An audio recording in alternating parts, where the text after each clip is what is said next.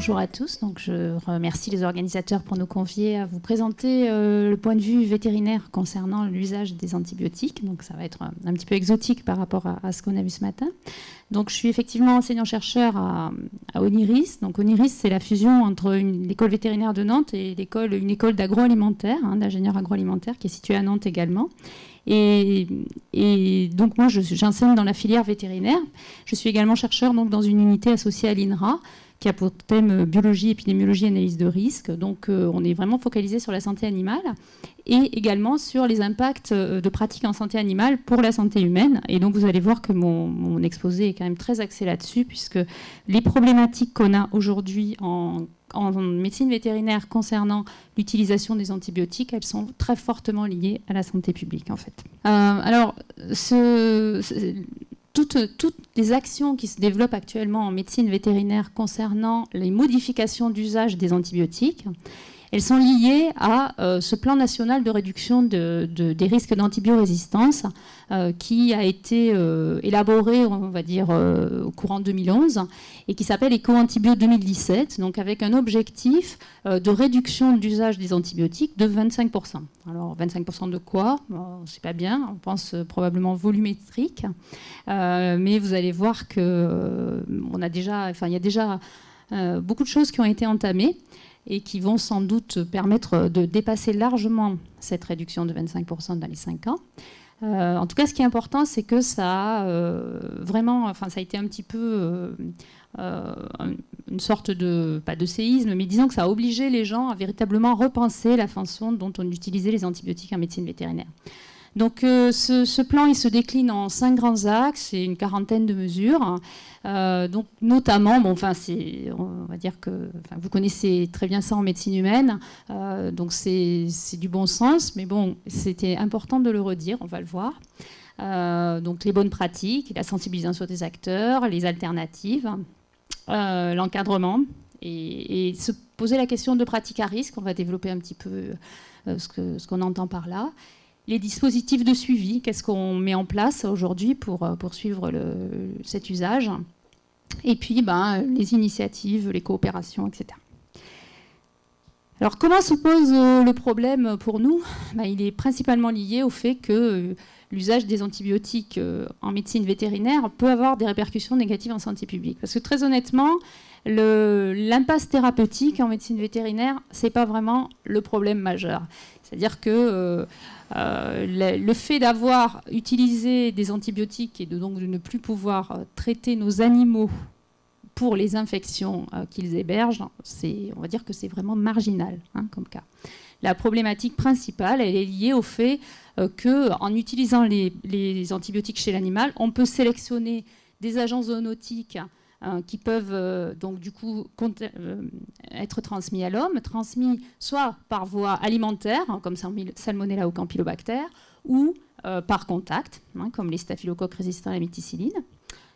En traitant nos animaux, on peut aussi, au sein de leurs écosystèmes microbiens et en particulier de leur flore digestive, générer la sélection de déterminants génétiques de résistance et ces déterminants de résistance, ces gènes de résistance peuvent être transmis à l'homme via la chaîne alimentaire ou l'environnement dans lesquels ils peuvent éventuellement être présents. Et puis c'est aussi le rejet d'antibiotiques dans l'environnement, quand on utilise des antibiotiques chez les animaux d'élevage, via leur présence dans les déjections des animaux et donc dans les effluents de nos élevages, lisiers, fumier, etc.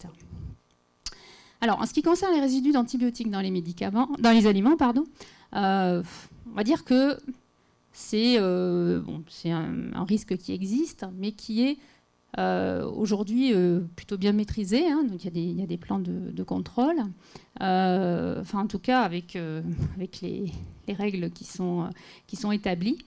Donc, on va dire qu'on va surtout se focaliser sur les risques d'apparition de résistance et on va faire l'hypothèse que les AMM sont respectés et en particulier dans les AMM d'antibiotiques pour nos animaux d'élevage, il y a un délai d'attente, c'est-à-dire un délai avant lequel on ne peut pas livrer à la consommation humaine les produits issus de nos animaux, la viande, le lait, les œufs. Alors, on va on vous laisse faire les innovations thérapeutiques, hein, et puis on va plutôt essayer de faire mieux avec ce qu'on a. Et on va voir qu'on a un petit peu de marge de progrès, donc on essaie de s'y employer. Donc on va vers ce qu'on appelle l'antibiothérapie raisonnée. Et pourquoi et comment va-t-on s'y prendre? Pour garder une efficacité ou même améliorer l'efficacité des antibiotiques qu'on utilise vis-à-vis des pathogènes cibles, hein, donc de l'animal. Là on progresse. On progresse dans l'utilisation des indices thérapeutiques, donc l'adaptation des posologies et des schémas thérapeutiques. Et puis, pour limiter l'émergence des résistances dont on parlait à la fois sur les bactéricides, mais également de façon encore plus importante sur les flores commensales, eh bien, on essaie de travailler sur la mise en place de l'antibiothérapie, en particulier la détection des malades.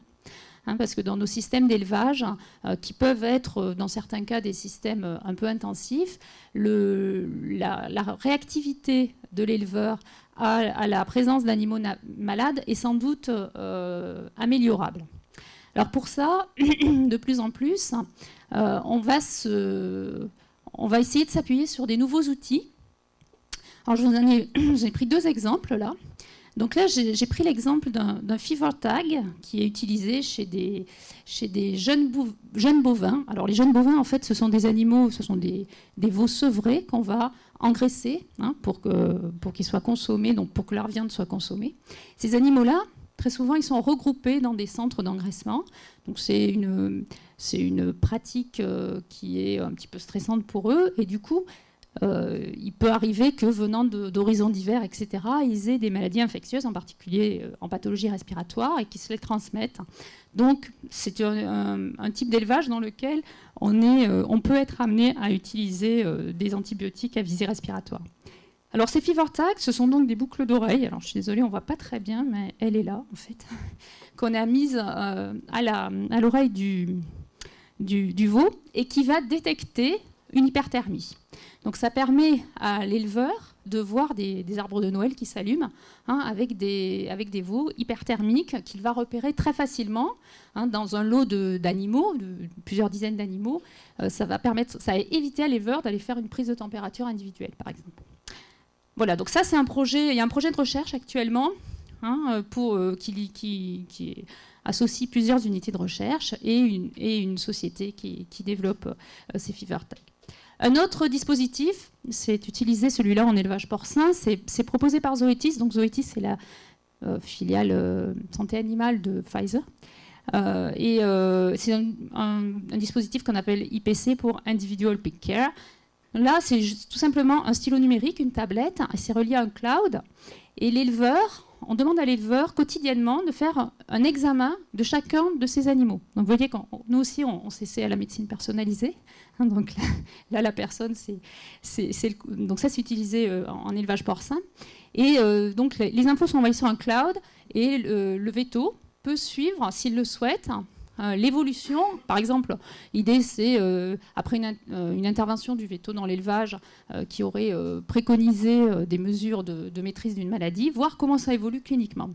Ça a surtout un très gros intérêt, c'est que ça incite l'éleveur à passer du temps à regarder ces animaux et donc à détecter plus rapidement des animaux qui iront moins bien et s'intéresser à cela, même si c'est quelques individus dans un lot, ce qui, dans nos élevages où il y a des tailles importantes de lots d'animaux, est assez peu couramment fait. Voilà, donc on essaie de préciser un petit peu le diagnostic.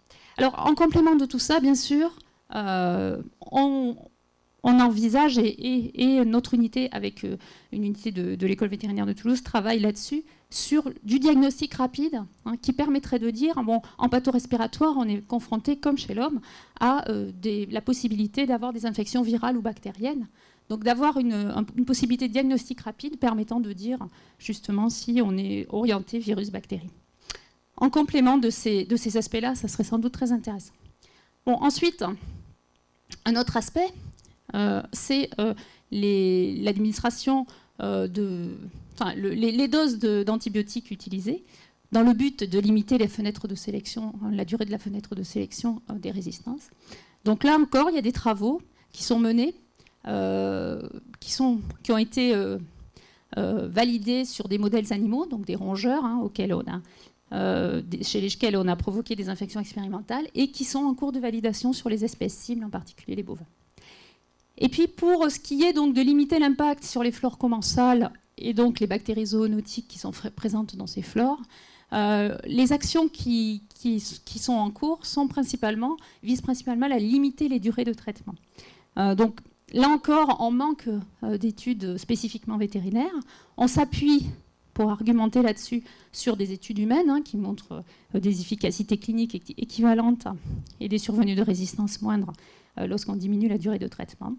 Et on va voir que nous, on a des pratiques d'administration de médicaments qui favorisent des durées de traitement longues, et donc on essaie un petit peu de combattre ça. C'est justement le fait qu'on utilise très souvent des médicaments par voie orale, et donc des antibiotiques. Donc vous voyez là, vous avez un camembert qui vous montre la proportion des voies d'administration des antibiotiques chez les animaux. Donc alors là, c'est en quantité de matière active brute. Donc 87% sont administrés par voie orale. La voie parentérale, vous voyez, représente une très faible quantité. Ensuite, on a la voie intramammaire et puis des topiques. Alors bien sûr, sur des animaux, des volailles ou des porcs qui sont élevés en lot, la voie orale, c'est une voie très pratique d'utilisation puisqu'elle évite l'injection individuelle des animaux. On a donc des dispositifs ad hoc pour lesquels les éleveurs, moyennant une petite formation, sont capables de les utiliser correctement. La problématique, c'est comment on utilise les antibiotiques avec cette voie qui est finalement assez facile d'utilisation. Donc il faut raisonner l'usage des antibiotiques, c'est lutter contre l'usage prophylactique. L'usage prophylactique, c'est quoi? C'est se dire, mes animaux vont être mis dans des conditions stressantes, difficiles. Pour éviter la survenue de problèmes, j'utilise en préventif, avant qu'ils soient malades, des antibiotiques. Donc ça, aujourd'hui, c'est vraiment un usage contre lequel on essaie de lutter fortement. Et l'autre, on va dire une alternative, c'est la métaphylaxie, c'est-à-dire de se dire, j'ai détecté que dans mon lot d'animaux, j'avais quelques malades. Eh bien, pour éviter l'extension de la maladie infectieuse, souvent contagieuse, je vais traiter en prévention les autres animaux dont je ne connais pas le statut. Je ne sais pas s'ils sont malades ou pas. Donc là encore, on va dire que si celle-ci tend à disparaître, celle-ci doit être mieux utilisée, c'est-à-dire déterminer à partir de quel seuil je dois faire un traitement collectif, qu'est-ce que c'est qu'un animal malade, etc. Donc là encore, on reboucle sur ce que je vous présentais précédemment, c'est-à-dire mieux préciser le diagnostic. Donc la voie orale, ça veut dire quoi? Ça veut dire l'eau de boisson, mais ça veut dire aussi éventuellement l'aliment médicamenteux, c'est-à-dire que sur certaines périodes, il est possible que les animaux reçoivent un aliment supplémenté en antibiotiques. Donc là, Eco-Antibio 2017, il fait la chasse à cette pratique, et parce qu'effectivement, elle est souvent associée à une utilisation un petit peu systématique. Donc, c'est une très bonne façon de réduire les quantités utilisées que d'arrêter d'utiliser de l'aliment médicamenteux. Bon, je ne vais pas rentrer dans les détails, mais la réglementation s'est un peu durcie pour cette utilisation-là, ce qui aide bien à faire limiter cet usage. Alors, donc la durée du traitement, du coup, forcément, en aliment médicamenteux, elle est nécessairement plus longue, puisque vous avez une période de plusieurs jours où vous allez distribuer un type d'aliment. Cet aliment-là, il est supplémenté avec un antibiotique. Donc, nécessairement, la durée du traitement est consubstantielle de la durée de distribution de cet aliment. Alors, comment verra-t-on qu'on travaille bien et qu'on diminue fortement l'usage de ces antibiotiques? Eh bien, on a plusieurs dispositifs pour ça. Le premier, qui est assez simple, mais qui est informatif, bien sûr, pas tout à fait parfait, mais qui déjà donne de très bonnes informations, c'est donc l'Agence nationale de sécurité sanitaire de l'environnement et du travail, l'ANSES, qui, tous les ans, édite un rapport annuel, donc qui est présent sur son site si ça vous intéresse, à partir des données du syndicat de l'industrie du médicament vétérinaire, qui remonte ses statistiques de vente. Alors, donc c'est, on va dire, c'est facile, la collecte des données est facile. En revanche, il y a des AMM qui sont multi-espèces. donc par exemple, qui sont un médicament qui est autorisé à la fois chez le porc et chez le bovin. Et du coup, la reventilation entre espèces est un petit peu, on va dire, imprécise de ce fait-là. Bon, même si les industriels tendent à fournir des données de plus en plus précises quand même, à reventiler de par les données complémentaires qu'ils ont. Ça permet quand même, on va le voir, de faire un suivi temporel et de voir des évolutions, en particulier des évolutions d'exposition. En complément, les différentes filières de production mettent en place des dispositifs de suivi. Alors là, eux, ils ont pour objectif, notamment ce qui se fait en filière porcine ou en filière cunicole, d'être plus précis sur les usages, de mieux décrire les usages. Parce que ça, je vous ai dit, c'est une photo un peu grossière qui donne des tendances. Mais ici, on voit, par exemple, ce panel-là qui a été mis en place en 2012 et qui est reconduit cette année. Il a tiré au sort un nombre assez important d'élevages, représentatifs de la production, géographique, etc. Et dans lesquels on a une description très très précise de qu'est-ce qu'on utilise, à quel moment, pourquoi, etc. La filière cunicole, une filière qu'on va le voir est démarrée très tôt, après a fait une prise de conscience très tôt de la problématique de l'utilisation antibiotique. Elle a créé un indicateur, l'indice de fréquence de traitement des antibiotiques. Et puis en volaille, on a eu aussi des études qui ont permis, à partir des données d'abattoir, parce que quand on envoie des volailles à l'abattoir, on doit envoyer une fiche de renseignement, c'est cette fiche-là, sur laquelle figurent les traitements qui ont été administrés au lot. C'est assez facile du coup de récupérer ces fiches et de faire a posteriori des stats sur l'utilisation des antibiotiques.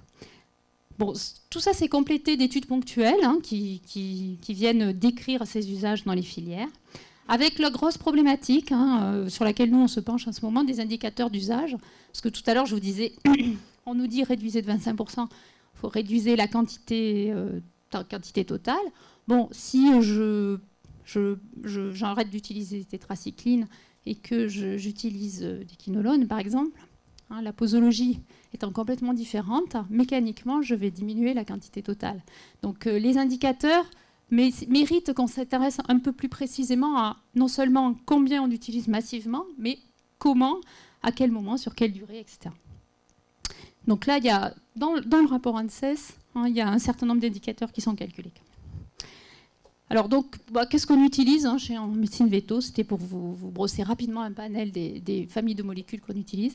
Donc ça, c'est ce qu'on utilise chez le porc, je crois, oui, chez le porc, avec un indice d'exposition, et ça montrait un petit peu aussi l'évolution temporelle depuis une dizaine d'années. Voilà, donc vous voyez que ce qu'on utilise le plus, c'est les polypeptides. On est des gros utilisateurs de colistine par voie orale pour prévenir les troubles digestifs du sevrage du porcelet. Ensuite, vous avez les tétracyclines, qui diminuent beaucoup, mais qui sont encore utilisées. Les pénicillines, donc les macrolides, les sulfamides, trimétoprime, les aminosides, et puis quidolone et céphalosporine. On va revenir un petit peu sur les céphalosporines, puisqu'il y a eu une action spécifique dans la filière porcine. Voilà, donc là, parmi ceux-là, des antibiotiques dits critiques, qui sont considérés comme tels, avec une discussion autour de la colistine, par exemple. Voilà, donc clairement, si la colistine est considérée comme un antibiotique critique, on utilise beaucoup de colistine. Alors, juste quelques exemples d'initiatives montrant qu'en fait, on va dire concomitamment à l'élaboration de ce plan, il y avait déjà des choses qui se faisaient. Bon, par exemple, la filière cunicole, je vous disais, elle était très grosse utilisatrice. Et en gros, on va dire qu'elle a fait le constat, l'autodiagnostic du fait que ça ne pouvait pas continuer comme ça. Donc, ils ont monté un plan interprofessionnel de médication raisonnée. Et en fait, ce qui est assez intéressant dans leur démarche, c'est qu'en fait, ils ont obtenu que tous les maillons de la filière de production, ça veut dire les abatteurs, les éleveurs, les fabricants d'aliments du bétail, etc., se mobilisent conjointement en se disant on doit tous travailler ensemble dans une approche globale pour arrêter cette utilisation d'antibiotiques, enfin, pour la diminuer. Donc aujourd'hui, ils ont inventé cet indicateur que je vous présentais tout à l'heure, et ils s'auto-évaluent. Les éleveurs peuvent s'auto-évaluer et voir leur diminution. Donc l'idée, c'est de continuer à élever des animaux en bonne santé sans avoir besoin d'utiliser les antibiotiques. Donc il y a plein de choses qui peuvent être mises en place, bien sûr. Et puis, un autre exemple, hein, dans la filière porcine, c'est le fait que les prescripteurs se sont autocensurés sur l'utilisation de céphalosporine. Pourquoi ? Parce qu'on voyait que cette utilisation avait tendance à augmenter, qu'on voyait émerger des résistances sur les pathogènes des animaux, et que, en fait, en gros, elle était liée à la commercialisation d'une forme longue action très pratique chez le porcelet en injection. Et qui avait, suite à la mise sur le marché de cette forme-là, on avait vu quand même fortement augmenter cette utilisation de céphalosporine, on va dire sans justification. Donc les vétérinaires praticiens, alors selon les sources, on va dire à peu près 80% d'entre eux, ont signé un engagement en s'interdisant de l'utiliser en première intention, de la prescrire en première intention, et donc en essayant de l'éviter. Et ils déclarent à un organisme leur prescription pour justement qu'on ait un suivi. Donc si on regarde le rapport ANSES, on voit que ça a été assez efficace, puisque l'indicateur d'exposition des porcs à ces deux molécules, ceftiofur et ceftinome, a diminué de 62% en 2 ans. Donc ça a plutôt bien marché. Je vais terminer en parlant un petit peu sciences sociales et multidisciplinarité, puisque les travaux qui se mettent en place aujourd'hui, les projets de recherche sont très pluridisciplinaires et notamment associent des collègues sociologues pour prendre en compte le fait que l'éleveur est un élément essentiel du dispositif de l'utilisation des antibiotiques, parce que, en fait, du fait de ces pratiques d'élevage, mais également parce que, on va dire que utiliser des antibiotiques, c'est aussi un facteur de sécurisation de sa production, et donc de son revenu. Donc le fait d'analyser quels sont les déterminants de l'usage, les leviers sur lesquels on pourrait agir pour le réduire, via notamment, c'est l'exemple de ce projet-là, qui démarre là sur l'analyse de trajectoire d'éleveurs qui arrivent à réduire leurs usages. Qu'est-ce qui fait qu'ils y arrivent, en prenant en compte leur environnement également, c'est-à-dire comment leurs conseillers arrivent à les faire réduire. Et puis la composante économique aussi, on l'a dit, les éleveurs, s'ils élèvent des animaux, c'est pour gagner leur vie. Donc l'objectif, c'est de les accompagner dans une réduction de l'usage, tout en ne mettant pas en péril leurs revenus, donc la santé de leurs animaux et l'efficacité de leur production. Donc là, c'est un projet dans lequel nous, on est engagés, qui est un projet européen, donc dans 6 pays, et qui va... via la description des usages et le suivi d'études d'intervention, en utilisant des analyses coûts-bénéfices, on va dire évaluer ces interventions sur non seulement leur capacité, alors on entend par intervention le fait de mettre en place des mesures visant à améliorer la santé sans utiliser des antibiotiques. Donc ça peut être plein de choses, la vaccination, ça peut être aussi ce qu'on appelle la biosécurité, c'est-à-dire le fait de réduire la transmission, l'introduction d'agents pathogènes dans l'élevage ou de réduire sa transmission dans l'élevage. Donc toutes ces mesures-là, quel est leur coût et comment est-ce que, seules ou combinées, elles arrivent à faire que les animaux soient productifs, en bonne santé et qu'on n'utilise plus d'antibiotiques pour y arriver. Voilà, je crois que c'était ma dernière diapo. Oui. Merci beaucoup.